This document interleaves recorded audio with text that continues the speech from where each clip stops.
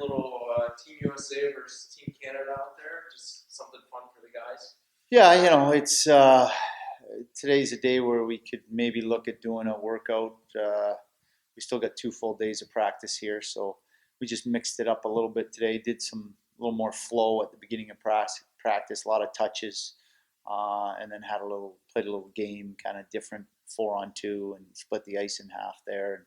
And it's you get to see some of the guys' creativity, and that was just the way the numbers worked out today. We sometimes do it different ways, but we were able to have equal numbers in Canada, USA. You split the ice in half like that. You have 10. How many of the guys you had out there? What are you trying to accomplish? Well, I think you want to see the creativity of the forwards. You sometimes, and generally what happens is, you see some guys that just get stationary, and the red team was moving a lot more, and that's why they won. Got some goals early there, and then it's good for the defensemen. It makes them have to use their stick, and it's everything's done in a small area, so guys gotta talk, they gotta protect the puck, they gotta move the puck quick, they gotta execute, or it goes to the other side. So that, and as you can see, as you saw if you were watching, it's a great workout for the goalies. A lot of movement, a lot of quick shots, a lot of second, third shots. So it's fun.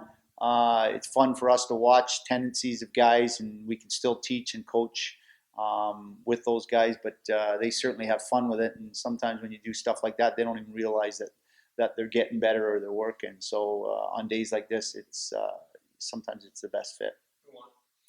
The U.S. actually made a big comeback.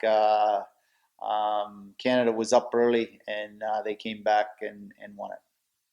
Sestito gets recalled, has his performance on Sunday, 2 goals and assists. Just see what have you seen in him? I mean, he's been on the fourth line, he's been on that top line, and then he gets rewarded. Well, his versatility, obviously, we've known about for years. I've used him, even this year, center, left wing, right wing, third. Like you said, he started our depth at the beginning of the year. He started in a fourth line role. So, in the last month, he's been bumped onto the power play because he's earned it. He's done a good job there. I think the biggest thing with Tim during my time here is just his consistency. He had a tendency years ago to get down on himself or get frustrated, and it would control his energy level and control his play. And you don't see that as much out of him. He's a guy that wears his emotions on his sleeves, on and off the ice, and I think that's what his biggest asset is. But in the past, has maybe got him into trouble a little bit. And when he gets down on himself, or we get down as a team, he has a tendency to let it, like I said, control his emotion and his energy level. So he's a smart, intelligent player. Has become one of my top minute leaders now, playing power play and penalty kill, up by a goal, down by a goal. So I think as a player, that's the biggest credit you can give somebody when they play in all situations. And it's good to see him. Again, he's a depth guy that's been around and just manages to get games in the NHL every year. So we're happy for him, and hopefully he does well. Playing in Atlantic City the past couple of years, the team's floated around 500, just below 500, but this year it took 2 wins. Is there a difference this year?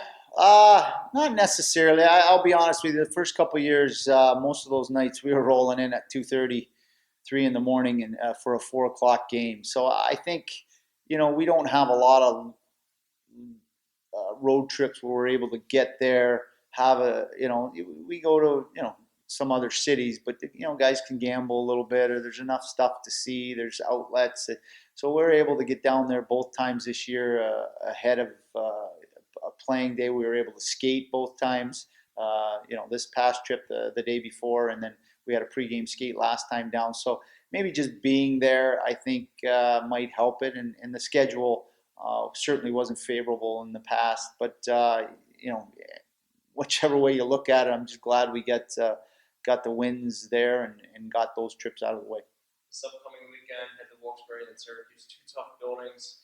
What do you have to do to prepare for that? Again, just it needs to be everybody, and it needs to be a team game, and things can change lineup wise from now till Friday, as we know, with a lot of stuff going on with the big club here. So we need to just have a good week here, and I talked to the guys about maintaining their focus this time of year. You know, you guys got travel plans. You know, guys are Christmas shopping, all that stuff. So I think it's important to stay focused, have a good week of practice, and like you said, we get two tough opponents that we're going to have everybody on board and play our system and really play our game for a solid 60 minutes. Kelly Zajac looks like he's cleared for contact. How close is he? We don't know yet. I mean, he got more involved today. I know guys still, he's feeling better. His strength seems to be an issue, and that seems to be the cautious side or the conservative side we're leaning on until his strength gets back.